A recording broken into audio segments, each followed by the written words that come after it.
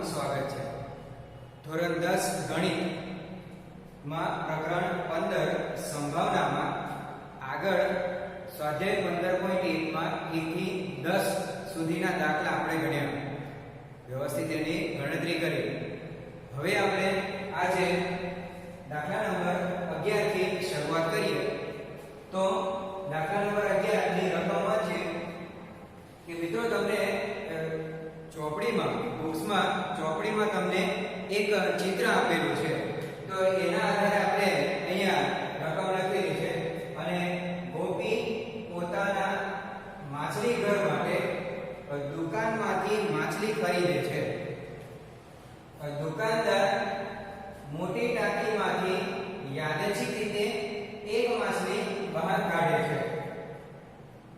આ ટાંકીમાં 5 નર માછલી, એટલે આપણે અહીંયા યાદ રહે કે 5 નર માછલી અને 8 માદા માછલી છે। એટલે તમને એક બાજુમાં આકૃતિ આપેલી છે, એમાં અભ્યાસ કરશો એટલે એના પરથી ખ્યાલ આવશે કે બહાર કાઢેલ માછલી નર માછલી હોય, બહાર કાઢેલ માછલી નર માછલી હોય તો તેની સંભાવના કેટલી। તો હવે આપણે આગળના દાખલાનો આપણે અભ્યાસ કર્યો એ પ્રમાણે સૌપ્રથમ આપણે આ ઘટના માટેના કુલ પરિણામો એટલે કે કુલ માછલીઓની સંખ્યા આપણે શોધીએ। તો અહીંયા 5 નર માછલી અને 8 માદા માછલી છે, એટલે 5 અને 8 કેટલા થાય? 13 થાય સરવાળો। એટલે અહીંયા લખીએ કે કુલ પરિણામોની સંખ્યા, કુલ પરિણામોની સંખ્યા 5 નર વત્તા 8 માદા, તો ટોટલ માછલીઓ કેટલી છે? 13 માછલીઓ છે। એટલે આપણે અહીંયા લખીએ 13 માછલીઓ, 13 માછલીઓ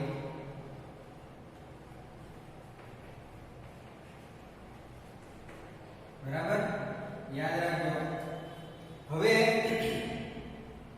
અહીંયા આપણે ઘટના કેની કઈ સંભાવના તેની શોધવાની છે, કઈ ઘટનાની? તો માછલી નર માછલી હોય, બહાર કાઢેલ માછલી એ નર માછલી હોય તો એને આપણે ઘટના E તરીકે લઈએ। તો અહીંયા લખીએ ઘટના E બરાબર બહાર કાઢેલ માછલી, બહાર કાઢેલ માછલી નર માછલી હોય, બહાર કાઢેલ માછલી નર માછલી હોય તો હવે આપણને ખ્યાલ આવી જાય કે નર માછલીની સંખ્યા કેટલી છે? 5, બરાબર। તો ઘટના A માટે ના પરિણામોની સંખ્યા કેટલી થાય? 5। એટલે આપણે અહીંયા લખીએ તેથી ઘટના A ના પરિણામોની સંખ્યા, તેથી ઘટના A ના પરિણામોની સંખ્યા, તો સંખ્યા કેટલી થાય? 5 નર માછલી છે એટલે 5 માછલી આપણે સંખ્યા, પરિણામોની સંખ્યા 5 થાય। હવે આપણે સૂત્ર યાદ હોય, આપણે આગળ અભ્યાસ કર્યો છે। તો કોઈ પણ ઘટના એટલે અહીંયા ઘટના A છે તો ઘટના A ની સંભાવના બરાબર, તો સૂત્ર ઘટના A ના પરિણામોની સંખ્યા, ઘટના A ના પરિણામોની સંખ્યા છેદમાં કુલ પરિણામોની સંખ્યા,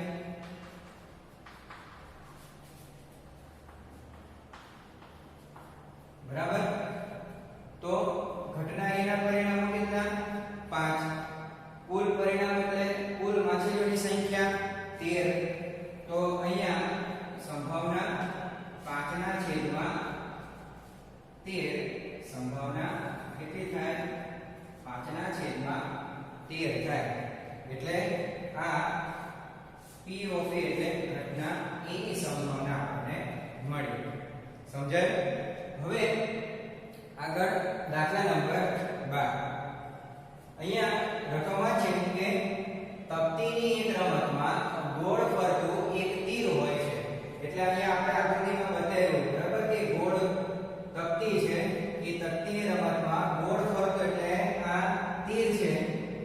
એ તીર 1 2 3 4 5 6 7 8 માંથી કોઈ એક સંખ્યા પાસે નિર્દેશ કરતું અટકે છે, એટલે ગોળ ફરતું ફરતું કોઈ એક સંખ્યા પર એ અટકી જાય એટલે એ સંખ્યા બતાવે છે, નિર્દેશ કરે છે અને આ પરિણામો સમસંભાવે છે. આપણે આગળ દાખલા નંબર 1 માં 2 માં શીખી ગયા બરાબર કે પરિણામો સમસંભાવી હોય છે કે નથી હોતા, એ આપણે અભ્યાસ કર્યો એટલે હવે ખ્યાલ આવી જશે. હવે અહીંયા તો નંબર 1 કે તે એટલે તીર 8 તરફ નિર્દેશ કરે તેની સંભાવના કેટલી? તો મિત્રો અહીંયા 1 થી 8 બરાબર છે અંક લખેલા છે અને એ 1 થી 8 ગોળ તકતીમાં આ તીર ફરતું હોય અને એ તીર ફરે કોઈ એક જગ્યાએ એટલે કે કોઈ અંક પાસે અટકે છે તો એ અંક એટલે કયો અંક છે? 8. તો 8 અંક ઉપર એ તીર ફરતું ફરતું આવે ને અટકે તો કેટલી વાર અટકે? પરિણામ એક જ પરિણામ મળે. તો અહીંયા ઘટના એ આપણે લઈએ કે તીર 8 તરફ નિર્દેશ કરે તો એની સંભાવના કેટલી થાય? 1. કારણ કે એ 8 એક જ વાર આવે, ફરીવાર આવે નહીં. તો આપણે અહીંયા લખીએ કે ઘટના એ તરીકે લઈએ ઘટના એ બરાબર તીર 8 તરફ નિર્દેશ કરે બરાબર. તીર 8 તરફ નિર્દેશ કરે તો ઘટના એ ના પરિણામોની સંખ્યા ઘટના એ ના પરિણામોની સંખ્યા તો કેટલી આવશે? 1 બરાબર. હવે સૂત્ર પ્રમાણે બાજુમાં સૂત્ર છે એ પ્રમાણે કે Pa બરાબર ઘટના a ના પરિણામોની સંખ્યા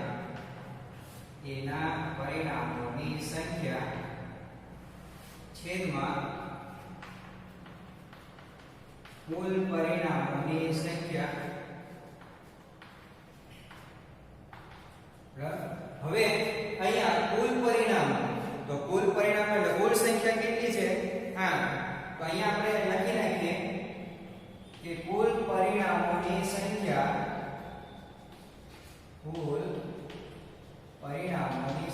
બરાબર કેટલા? 8 થાય. સમજાયું? જેટલા અંક છે એટલા કુલ પરિણામો એટલે 8 પરિણામો છે. તો હવે આપણે લખીએ સૂત્ર પ્રમાણે તો 8 એક વાર આવે, કુલ સંખ્યા કેટલી છે? 8. તો ઘટના a ની સંભાવના કેટલી થાય? 1/8 થાય. સમજાય? ખ્યાલ આવ્યો? તો 8 એક જ વાર આવે, ફરીવાર આવે તો પ્રયત્ન એક જ વાર ગણાય એટલે અહીંયા એ 8 એક જ વાર આવે છે એટલા માટે ઘટના a ની પરિણામોની સંખ્યા 1, સંભાવના 1/8. ત્યારબાદ દાખલા નંબર 2 ની અંદર કે અયુગ્મ સંખ્યા તરફ એટલે તીર અયુગ્મ સંખ્યા તરફ નિર્દેશ કરે તેની સંભાવના કેટલી? તો આપણે અહીંયા એને ઘટના b તરીકે લઈએ. ઘટના b કે તીર અયુગ્મ સંખ્યા તરફ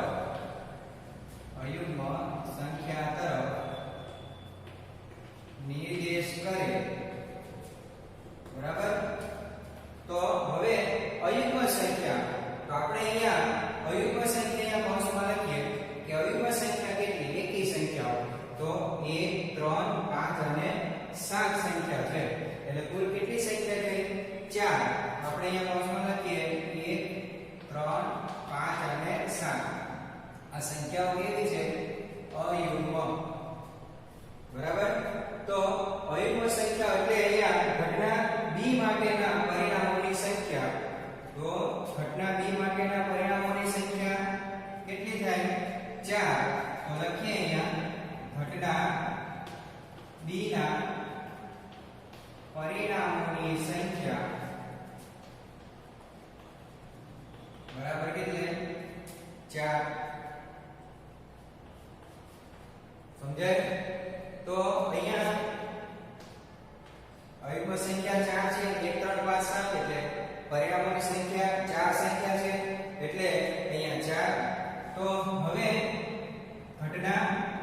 b ની સંભાવના તો p ઓફ b pb બરાબર તો ઘટના b ના પરિણામોની સંખ્યા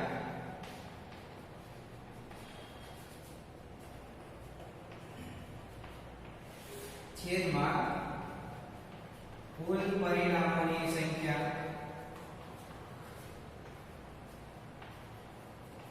બરાબર તો સમજાયું જે સૂત્ર છે એ આપણે લખીએ છીએ તો ચાર પરિણામો ઘટના b ના અને કુલ પરિણામો 8 તો અહીંયા 4 ના છેદમાં 8 ભાગાકાર છે બરાબર 2 દુ 4 અને 2 ચોક 8 2 ગુણ્યા 4 2 દુ 4 2 ચોક 8 2 2 ગયા તો સંભાવના 2 ના છેદમાં 4 એટલે 2 દુ 4 એટલે ભાગાકાર છે જવાબ 1/2 આવશે. હવે ત્રીજો દાખલો બરાબર એમાં ત્રીજો દાખલો કે 2 કરતા મોટી સંખ્યા તરફ નિર્દેશ કરે 2 કરતા મોટી સંખ્યા તરફ એ તીર જે છે 2 કરતા મોટી સંખ્યા તરફ નિર્દેશ કરે તો તેની સંભાવના કેટલી તો આપણે અહીંયા જે રકમ આપી એને ઘટના c તરીકે લઈએ તો અહીંયા લખીએ ઘટના c બરાબર 2 કરતા મોટી સંખ્યા તરફ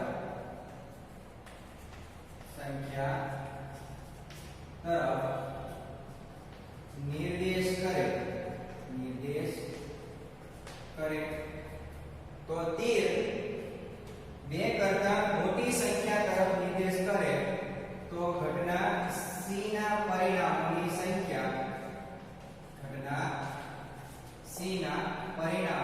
સંખ્યા તો હવે આપણે અહીંયા જોઈએ કે 2 કરતા મોટી સંખ્યાઓ એટલે 2 કરતા મોટી 1 2 3 4 5 અને 6 એટલે 3 થી 8 સુધીની સંખ્યા એ 2 કરતા મોટી સંખ્યા અહીંયા આકૃતિમાં અભ્યાસ કરશો એટલે ખ્યાલ આવી જાય એટલે કુલ સંખ્યાઓ કેટલી થાય 6 સંખ્યાઓ થાય તો આપણે અહીંયા કૌંસમાં લખી નાખીએ કે 3 4 5 6 7 8 એટલે કુલ સંખ્યાઓ કેટલી થાય આ 2 કરતા મોટી સંખ્યાઓ છે તો કુલ સંખ્યાઓ 6 થાય એટલે અહીંયા આપણે ઘટના c ના પરિણામોની સંખ્યા કેટલી થશે તો 6 હવે સૂત્ર પ્રમાણે કે કોઈ પણ ઘટનાની સંભાવના pc બરાબર ઘટના c ના પરિણામોની સંખ્યા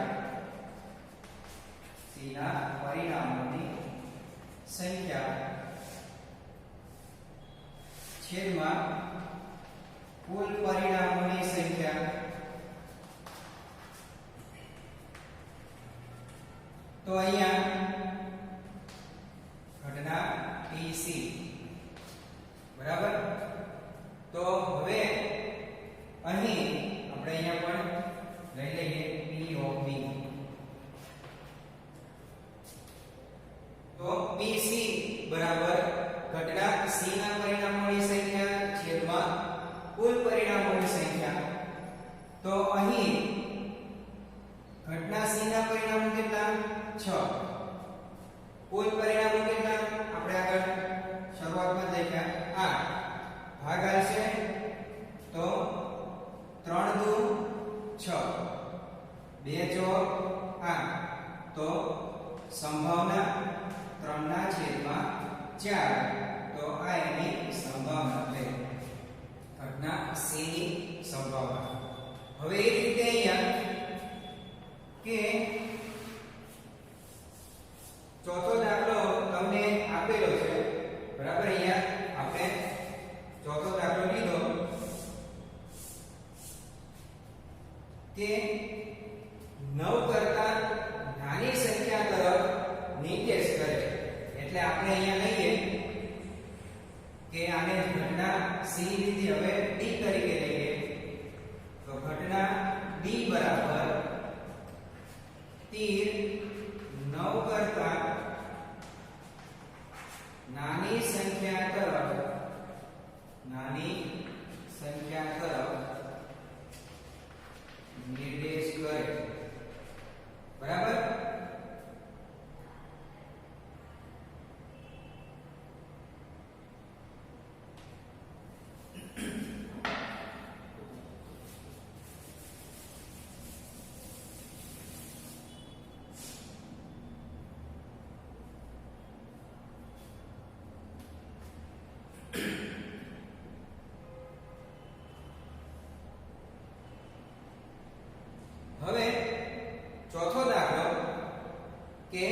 તીર 9 કરતા નાની સંખ્યા તરફ નિર્દેશ કરે તો તેની સંભાવના આપણે શોધવાની છે.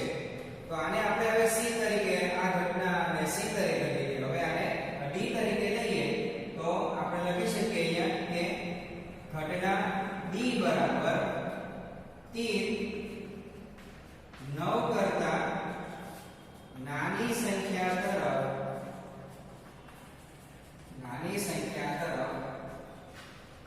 નિર્દેશ કરે. બરાબર. તો અહીંયા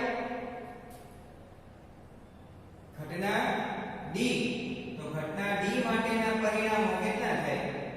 તો 9 કરતા નાની એટલે અહીંયા 1 થી 8 સંખ્યા આવી જાય. 1 2 3 4 5 6 7 અને 8. આટે 8 સંખ્યા અહીંયા ઘટના D ના પરિણામોની સંખ્યા થાય. તો આપણે અહીંયા લખીએ કે ઘટના D ના પરિણામોની સંખ્યા, ઘટના D ના પરિણામોની સંખ્યા બરાબર કેટલા? 8 પરિણામો થાય, 1 થી 8. બરાબર. તો અહીંયા 8 પરિણામો એટલે હવે આપણે સૂત્ર લઈએ કે P of D બરાબર ઘટના D ના પરિણામોની સંખ્યા, ઘટના D ના પરિણામોની સંખ્યા છેદમાં કુલ પરિણામોની સંખ્યા, કુલ પરિણામોની સંખ્યા. બરાબર. તો અહીં ઘટના D ના પરિણામો કેટલા? 8. તો અહીંયા 8 કુલ પરિણામો કેટલા? 8. છેદ છેદ સરખા મળી જશે, જવાબ 1. તો P of D એટલે ચોથી ઘટના જે છે એ 9 કરતા નાની છે, એ શક્ય ઘટના છે એટલે શક્ય ઘટનાની સંભાવના કેટલી થાય? 1 થાય. એટલે અહીંયા જવાબ 1 આવ્યો. એટલે અહીં 9 કરતા નાની 1 થી 8 સંખ્યાઓ છે. એટલે 1 થી 8 સંખ્યાઓ એ તીર બતાવે એટલે કુલ પરિણામો તીર નિર્દેશ કરે એટલે કુલ પરિણામો 8 અને ઘટના D ના પરિણામો પણ 8 થાય. એટલે અહીં હવે ઘટના D ના પરિણામો જે છે એની સંભાવના, ઘટના D ની સંભાવના કેટલી આવે? 1 આવે. એટલે અહીંયા આપણે દાખલા નંબર 12 ની અંદર 4 ઘટનાઓ નો આપણે અભ્યાસ કરી એની સંભાવના શોધી.